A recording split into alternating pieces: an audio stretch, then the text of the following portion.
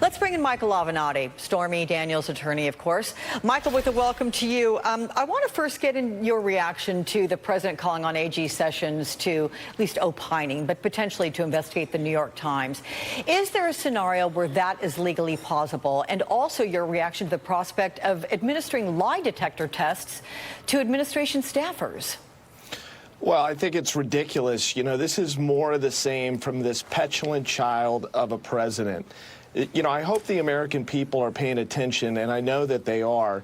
What we have now is we have President Trump more interested in trying to find out the individual in his administration that wrote an op-ed piece than he is as it relates to getting to the bottom of the Russia interference in our electoral process. I mean, the president is directing the attorney general and others within his staff, his administration, to expend valuable resources, taxpayer dollars, et cetera, to get to the bottom of this, which, you know, frankly, it should be a minor issue to him as opposed to Russia and other very important issues that are facing this nation.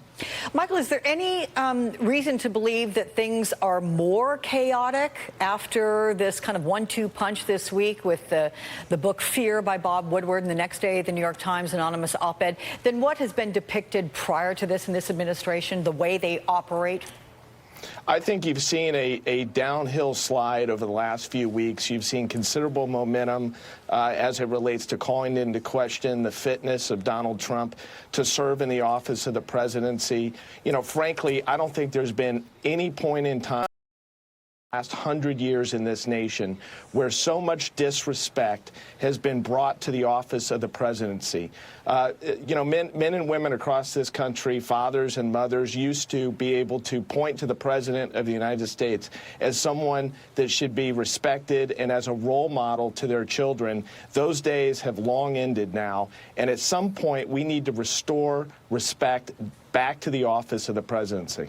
Before I get to some developments in your case, Michael, I want to get your reaction to former Trump campaign aide George Papadopoulos. He was sentenced to 2 weeks, 14 days behind bars for lying to prosecutors in the special counsel's Russia investigation.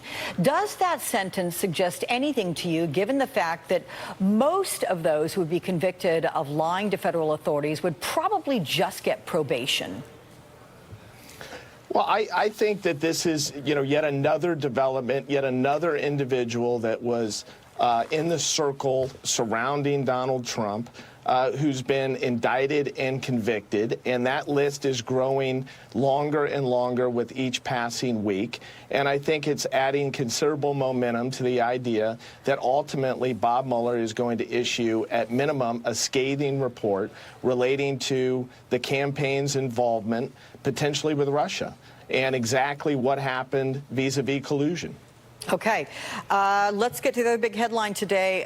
The new twist in the hush money case between your client and the president's former fixer, Michael Cohen. I also want to remind our viewers that the president has denied having sex with Stormy Daniels. However, we learned last night that the shell company Cohen started is now rescinding its offer, wants the $130,000 paid to Stormy in exchange for her silence back.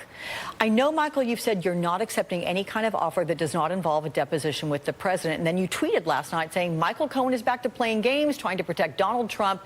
He's now pulling a legal stunt to try and fix so that we can't depose Trump and present evidence to the American people about what happened. He is not a hero nor a patriot. He deserves what he gets. What is behind this offer in your mind? And do you really think this is a matter of Michael Cohen trying to get back in the president's good graces? Because wouldn't this also mean you couldn't depose him as well?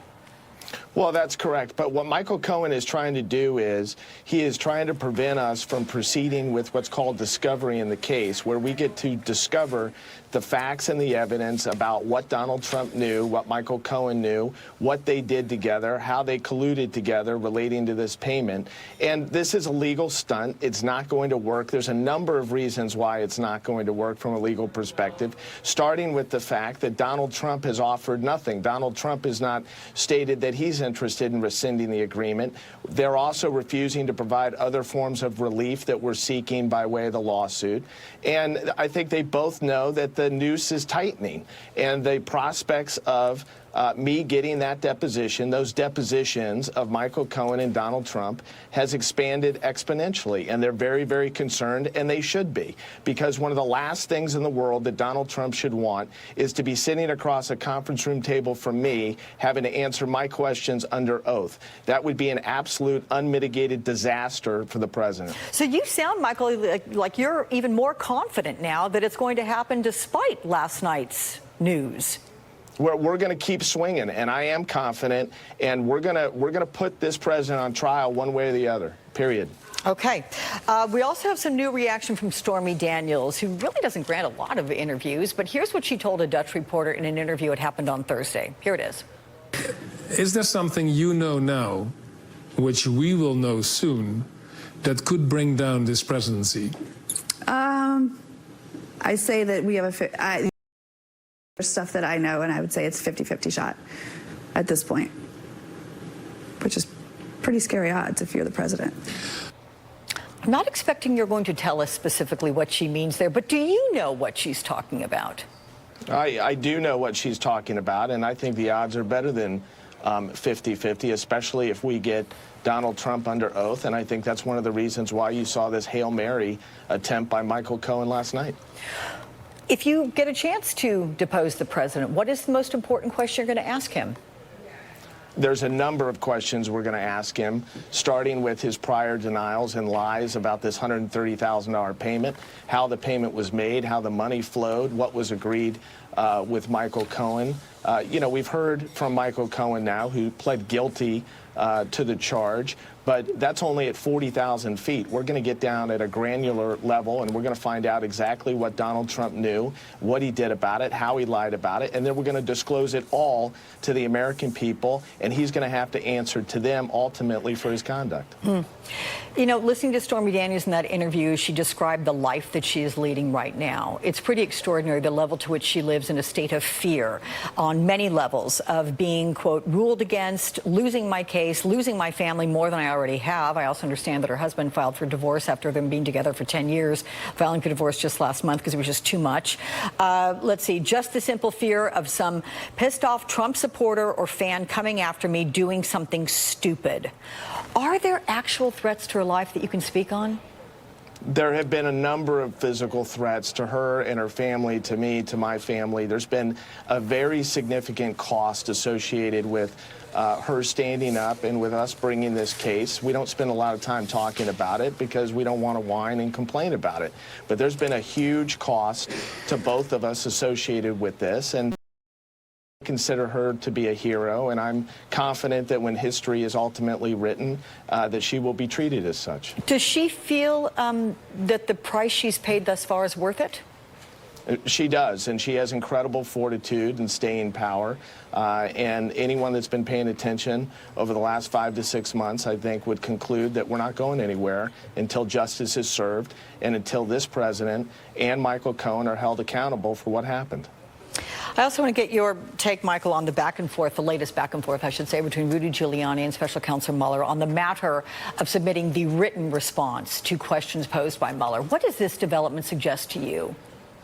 It suggests to me that Donald Trump, despite all of his bluster and big talk, is scared to sit down and face Robert Mueller and answer questions, just like he's scared to do the same thing with me. And he should be frightened. He should be scared because he'd be completely outclassed in both scenarios, completely outmatched. And frankly, he would not have good answers to any of the questions that would be posed to him by Robert Mueller or by me in light of what we already know about these two circumstances.